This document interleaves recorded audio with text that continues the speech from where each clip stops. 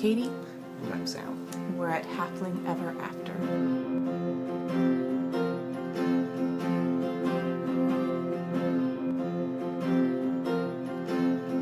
And now, immune stimulators and boosters.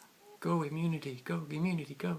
First up is the mother of all immune boosters, garlic. Truly, garlic is a superfood, super herb. You should eat it, cook with it, rub it on your body. Garlic is good for everything except possibly your breath. In high doses, it can also irritate your tummy, but that would be a pretty high dose. Some people don't like it, and they're dead. It's a preventative medicine for vampires. Garlic is an internal and external antiseptic. It stimulates the immune system. It destroys parasitic worms. It's good for your blood cholesterol. It's good for lowering high blood pressure. And it's also good for lowering blood sugar. Really, the best way to consume garlic is to use it every day in your cooking. It's my favorite spice. Garlic is the spice of life. We smell great. Fire cider. There's a lot of variations on the fire cider recipe. Basically what you're doing is you are preserving the garlic along with a whole bunch of other immune boosting herbs in apple cider vinegar, raw apple cider vinegar. It's got this sediment. Yeah, the sediment, and you shake it up. Woo! This is Bragg's. It's like a snow globe, but kind of dirtier. Yeah. More nutritious. Yes. I won't go into all the wonders of apple cider vinegar, but you can find it online. Making fire cider is a great way to get the benefits from a whole lot of immune boosting herbs. Some people take it as preventative, so they'll take a teaspoon or a little shot every day. We take it when we're exposed to something, when I feel like we need to have our immune system stimulated so we don't get sick, or as soon as you get sick you can start taking it, and generally it will decrease the length of your symptoms. Here's the raw apple cider vinegar, and then once you have infused your herbs in the apple cider vinegar for a couple months, you can see I've strained it out now, but it's still got this sediment. There is no official recipe. You just put in garlic and horseradish and onions and turmeric and rosemary and thyme and ginger and jalapenos, cayenne. Some people pickle garlic. I don't know that there's a wrong way to go with garlic. The important thing is that you eat it. During cold and flu and infection, garlic. Growing it is fairly easy. You plant the little bulbs in, they're one clove per about 4 inches in the soil. Cover it up. If you have any experience growing bulbs, it's like a bulb. Plant it like you would a tulip. Not quite so deep as a tulip, but about. The rule of thumb is to, I think, plant it 1 bulb height and a half below the soil surface, a couple inches down, with the nose up. It's got a little nose, and you put the bottom down because the bottom flatter part kind of makes this shape. It'll be like this, and this is the bottom, and the nose is up top, and you plant them right side up. They'll be okay if you just drop them in. They know which is up and which is down. They put their roots the right way, and they put their shoots also the right way, but it's a lot easier to harvest it if it's been planted straight. You do that in a month or 2 before first frost. Just let them grow. They'll do mostly root growth. If they grow a little bit of shoot in the fall, that's okay. It'll die back, but it's charging up a little bit. You can, if you have to, use what you've got from the grocery store. You can grow it that way. I don't recommend it. It's not seed quality. They have standards for cleanliness at a little risk of introducing some sort of garlic disease. The Store-bought garlic is going to be a little bit older, though, and probably not kept under conditions that will make it best for growing. But it will work. I tried it, and it worked.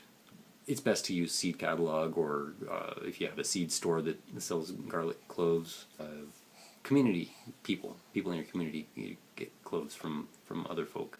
And that way you have one that you know grows pretty well in your area. Working with a land race. The land race is when a plant has been grown, or an animal has been grown in an area for long enough that that it has kind of adapted to those conditions. The ones that don't work so well don't live. It's kind of natural unnatural selection.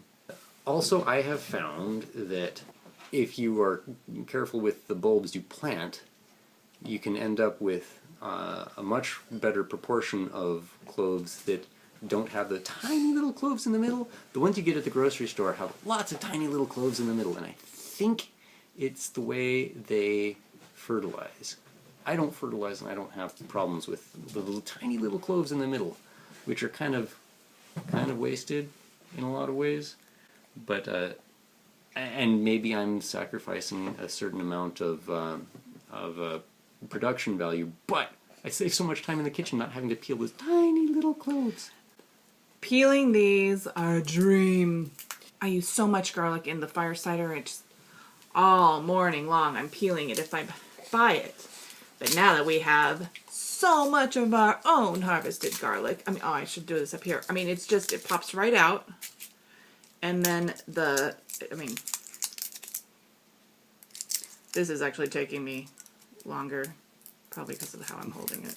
But you can see, like, I just kind of made it, and it just peels off like that. This is an easy peel. And you can see the butt where the roots come out, and then the tip where the shoot comes out. This is so amazing. That just peeled by itself. You harvest it when the first two leaves go brown. You dig it up and let it dry outside, hopefully in a shady, dry area. You can dry it in a garage. You want it to be out of the sun. The recommendation is dark and dry to cure them for a couple weeks, and then store them inside. You can braid them if you've got a soft neck variety. You can tie them together if you've got a hard neck variety. You can use the onion bags you get from the grocery store, the mesh bags, and pile them full of garlics and hang them up in your garage or in your utility area in your house, wherever it's kind of coolish but not cold and not wet. You don't want them to freeze too much, and you don't want them to get wet, otherwise they'll start to grow, and that doesn't work so well.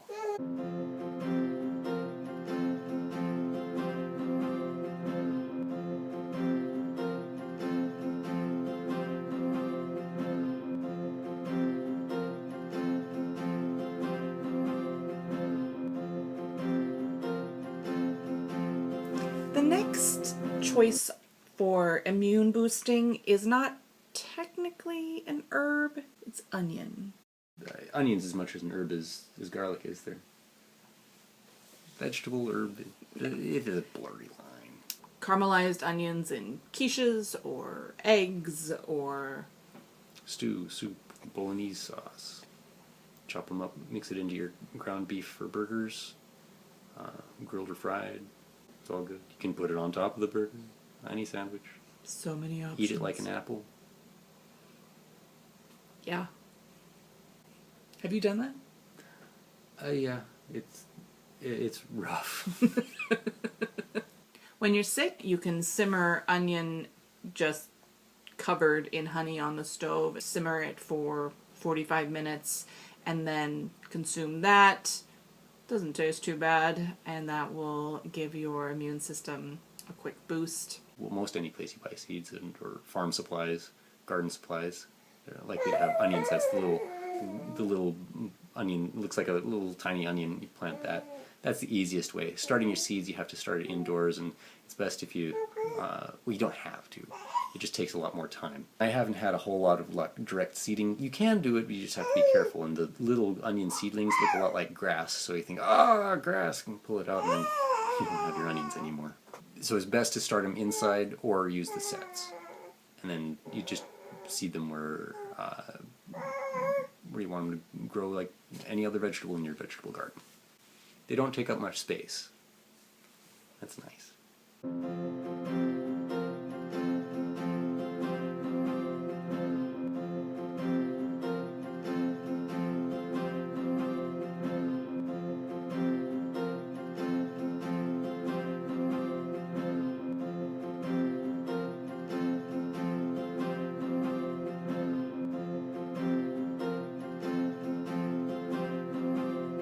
The final herb we're going to look at is echinacea, which is an immune stimulator. It's gained a lot of popularity over the past decade, so you've likely heard of it and seen it. It's very pretty. Purple coneflower. It's a nice addition to gardens. They also attract butterflies and other pollinators. A positive addition to your garden just for the fauna it will attract. Also, it's a native. So unlike a lot of the other introduced species, garlic, onions, the weeds, dandelions, Echinacea purpurea, it belongs here. So it's a good thing to put in your garden.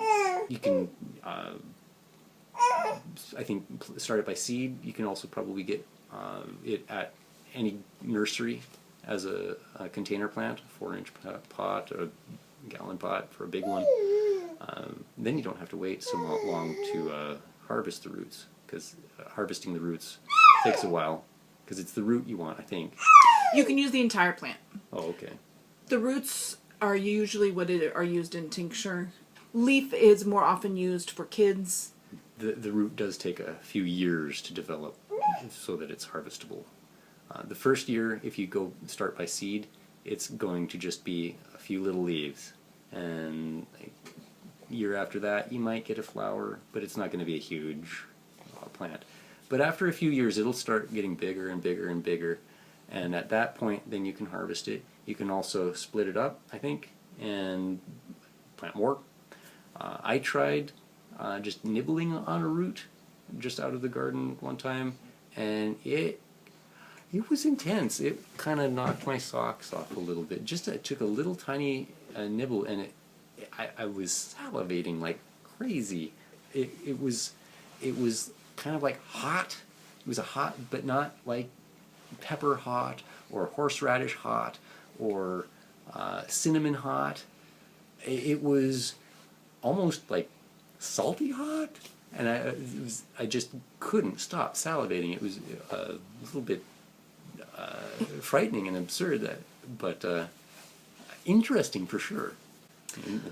I have not heard about eating the root. I have heard about eating the flowers and leaves, just kind of nibbling on it. Supposedly that creates a tingling sensation. Yeah, it was tingle. Numbing. It was like intense tingle. So you can eat it. I would do a little more research of your own before eating a bunch of it, but you can nibble on the leaves and the flowers. The flowers look like just purple daisies, bright purple daisies. And the center is kind of orange. It's very attractive. Because echinacea is a stimulator, you don't want to use it all the time. There are other herbs you can take regularly to boost your immune system, such as astragalus root, but echinacea is meant to be taken in small, frequent doses for a limited amount of time, and do that in cycles. So if you are exposed to illness or you are sick, you take echinacea several times a day, like just a dropper full several times a day for 5 or 6 days, and then you take a couple days off. And that cycle also, you would only do that, say, for 3 weeks, and then you would also take another longer break. Also, you tend to take it more at the beginning when we start feeling sick and we're going to start taking echinacea. I will do 1 or 2 days of very frequent small doses of echinacea. And then the 3rd and 4th day, I would just give it a couple times a day. And then for a couple days after that, I'm going to just give a dropper full in the morning, maybe in the evening. and then take some time off. We don't generally need to start a second cycle for echinacea. If you're pregnant or nursing, you want to research any herbs you're using. In general, culinary use is okay. A cup of tea here and there is okay. But using the strong infusions or decoctions, or tinctures, you want to make sure that what you are using is okay for pregnancy. Echinacea is considered safe for pregnancy. When I'm pregnant, I don't take anything. I do drink some herbal infusions like nettle.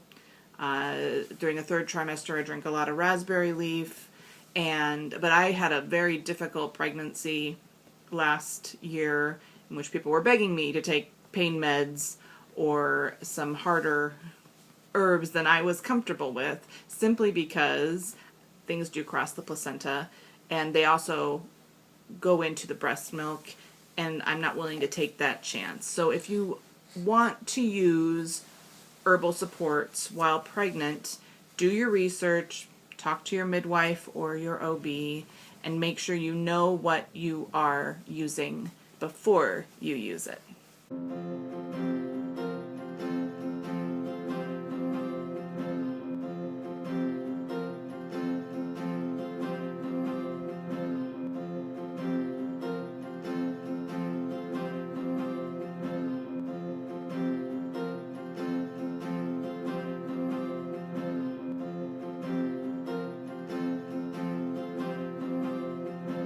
Now for the herbal first aid bonus herb, and that is yarrow.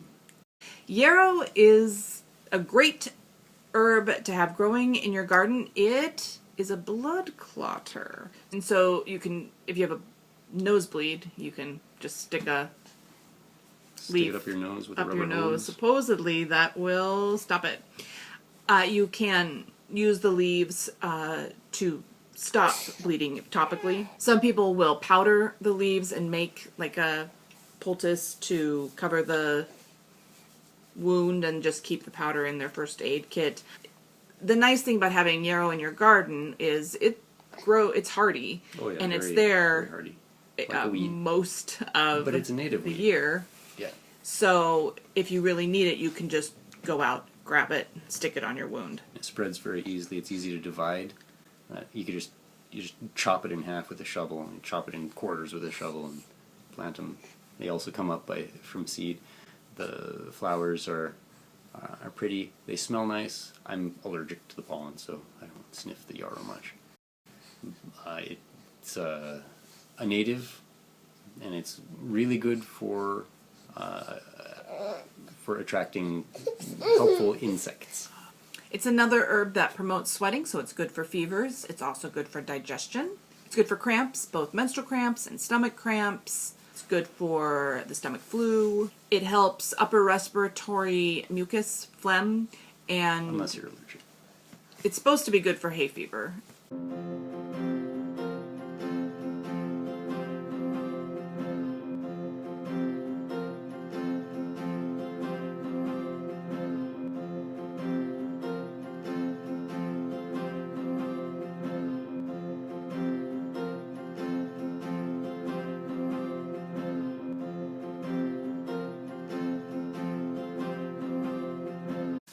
And that ends our series on prepping with herbs, first aid style.